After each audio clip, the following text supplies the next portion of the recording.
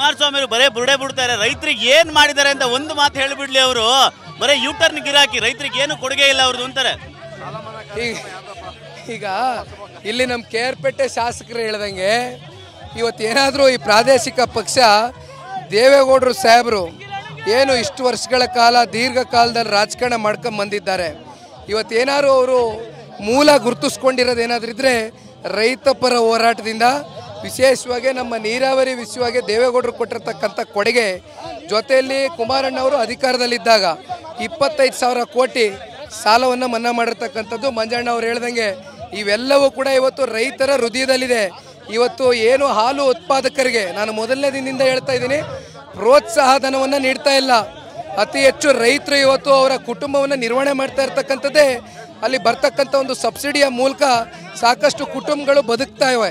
ಇವತ್ತು ರೈತ ವಿರೋಧಿ ಸರ್ಕಾರ, ಇವತ್ತು ಕಾಂಗ್ರೆಸ್ನ ನಡವಳಿಕೆಗಳು ಏನು 1200 ಕೋಟಿ ರೂಪಾಯಿ ಇವತ್ತು ಬ್ಯಾಲೆನ್ಸ್ ಉಳಿಸ್ಕೊಂಡಿದ್ದಾರೆ, ಮೊದಲು ಅದಕ್ಕೆ ಉತ್ತರ ಕೊಡಲಿ ಸರ್ಕಾರ. ಇವತ್ತು ಇಡೀ ಮೈಸೂರಲ್ಲಿ ದೇವೇಗೌಡರ ಕುಟುಂಬದ ಆಸ್ತಿ ವಿಚಾರ ದೊಡ್ಡ ಮಟ್ಟಿಗೆ ಫ್ಲೆಕ್ಸ್ ಹಾಕುವ ಮೂಲಕ ಒಂದ್ ರೀತಿ ಕೌಂಟರ್ ಕೊಡುವಂತ ಕೆಲಸ ಮಾಡಿದೆ ಕಾಂಗ್ರೆಸ್ ಮೂಢ ಹಗರಣಕ್ಕೆ. ಅಧಿಕಾರವನ್ನು ದುರುಪಯೋಗ ಪಡಿಸ್ಕೊಂಡು ಇವತ್ತೇನು ಸರ್ಕಾರಿ ಜಾಗಗಳಲ್ಲಿ, ಸಾರ್ವಜನಿಕ ಸ್ಥಳಗಳಲ್ಲಿ ಪಾಪ ದೊಡ್ಡ ದೊಡ್ಡ ವಿನಯಲ್ ಬೋರ್ಡ್ಗಳು ಮಾಡಿಸ್ಕೊಂಡು ಇಟ್ಕೊಂಡಿದ್ದಾರೆ. ಹಾಗಾದರೆ ನಾನೊಂದು ಪ್ರಶ್ನೆ ಕೇಳ್ತೇನೆ.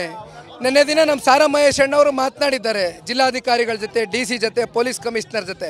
ಇವತ್ತು 11:15 ಗಂಟೆಗೆ ಇವು ಎಲ್ಲವನ್ನು ತೆರವುಗೊಳಿಸ್ತೀವಿ ಅಂತಕ್ಕಂಥ ಮಾತನ್ನು ಕೊಟ್ಟು ಇವತ್ತೇನು ಸಾರಾ ಮಹೇಶ್ ಅವ್ರನ್ನೂ ಕೂಡ ಪ್ರಿಕಾಷನರಿ ಮೆಜರ್ಸ್ಗೆ ಬಂಧನ ಮಾಡ್ಕೊಂಡು ಒಳಗಡೆ ಕೂರಿಸ್ಕೊಂಡಿದ್ದಾರೆ.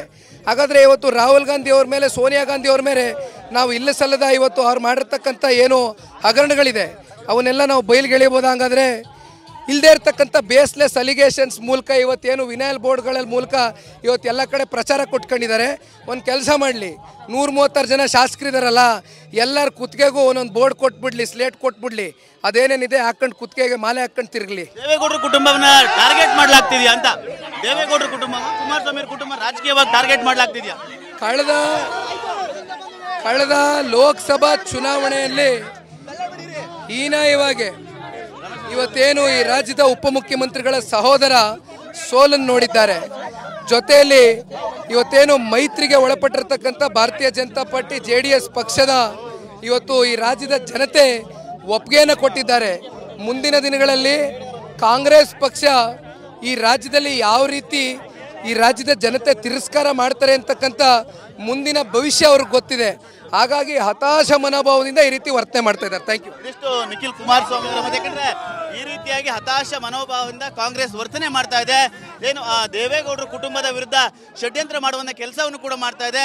ಕೇವಲ ಬೆಂಗಳೂರು ಮೈಸೂರಲ್ಲಷ್ಟೇ ಫ್ಲೆಕ್ಸ್ ಹಾಕೋದಲ್ಲದೆ 136 ಶಾಸಕರಿಗೂ ಕೂಡ ಬೋರ್ಡನ್ನು ಹಾಕಿ ಏನೇನಾಗಿದೆ ಅವೆಲ್ಲವನ್ನು ಕೂಡ ಇಡ್ಲಿ, ನಾವು ಕೂಡ ಇದಕ್ಕೆ ಉತ್ತರವನ್ನು ಕೊಡ್ತೀವಿ ಅನ್ನೋ ಮಾತುಗಳು ಕೂಡ ಹೇಳ್ತಾ ಇರುವಂತು. ಕ್ಯಾಮರಾಮನ್ ಮಂಜು ಜೊತೆ ಸುನಿಲ್, TV9 ಮೈಸೂರು.